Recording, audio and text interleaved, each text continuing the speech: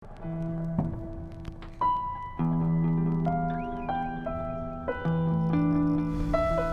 of the numbers we were hearing as far as how high of a percentage worldwide of mangroves that have already been destroyed, for me makes it that much more pressing to be able to do whatever we can do to preserve what's left. This area here is definitely a really cool spot and a really powerful area to try to maintain.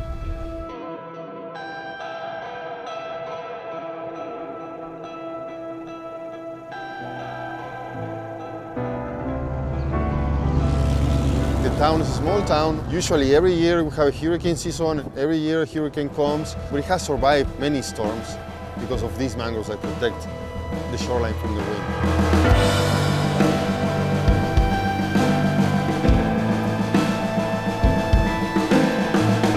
How it holds the land together. Without them, probably all of this wouldn't even be here. Just be eroded. After storms and hurricanes and stuff.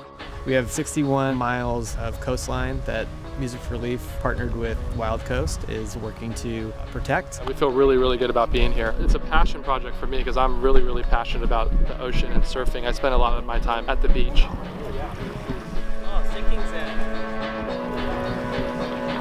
This project here is the first project that we're doing that directly affects the ocean, and we've teamed up with the surf community to raise more awareness.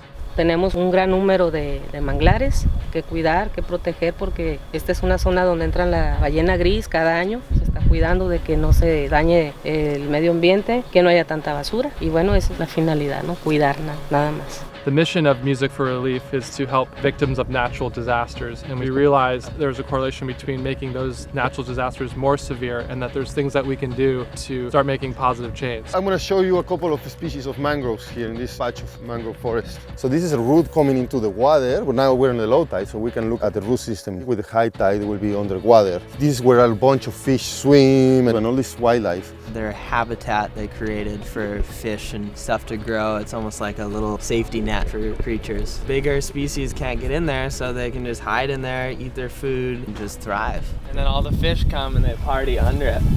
So it's also like a club. I did not know that. When they fall, the seeds just move slowly along coastlines and they stick into the ground and then grow into a plant. Mangroves here help to not only provide buffer system for any hurricanes and natural disasters, but they also help hold the sand in the area. Most importantly, we've learned that they sequester more carbon than any other plant species on the planet. And these are adapted to resist salinity from the water. About the only plant that can grow a forest next to the seawater. That's why they're so important. And in places like this is a desert and there's not much vegetation, but mangroves can produce these vast forests.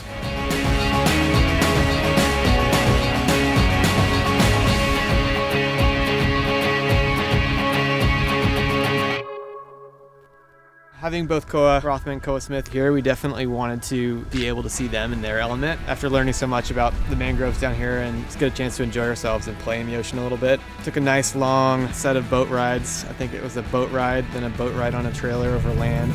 And then got driven over an island and then backed in the water. That was a first. Without having to step off the boat, just island hopping.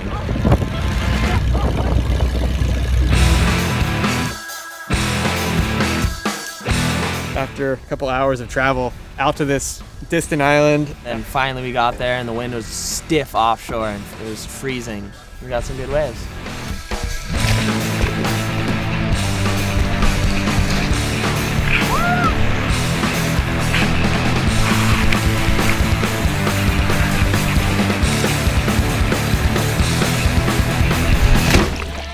Everyone was dropping in on each other, went through some rocks.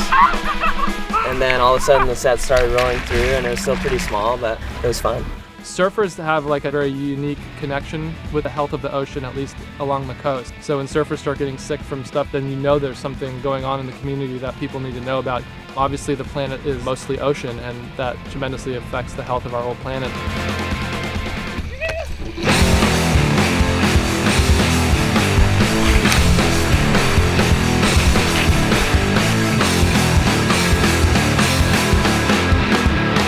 Koa Smith and Koa Rothman Rothman to come down here with us was really special. So hopefully it's an opportunity for them just to share what they saw. We've gotten the chance as a band for Linkin Park to come down to Mexico quite a few times. Mexico's got some of our wildest, loudest fans that we've been able to find anywhere in the world. For that reason, I think it's really special to be able to do some projects down here and just get involved with a space so close to home. And that's not only close, but it's also special.